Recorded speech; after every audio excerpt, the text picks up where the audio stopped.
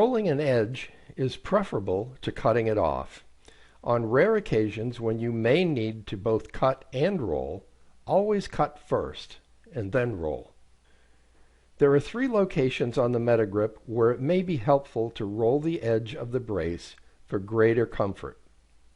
Below the index finger to allow full MP joint flexion.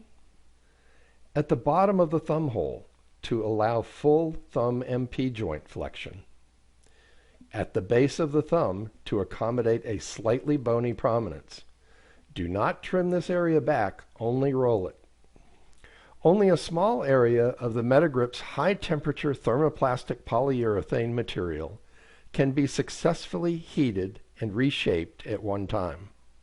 And remember, there is a fine line between heating and melting, so heat cautiously. Heat both sides of the material slowly over the heat gun, being sure the straps and metal insert are protected from the heat.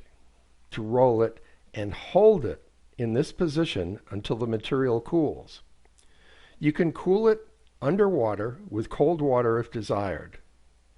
Wear protection on your fingertips because the rolled edge will be too hot without protection. Silicone fingertip protectors are available for this purpose as part of BraceLab's MetaGrip modification kit.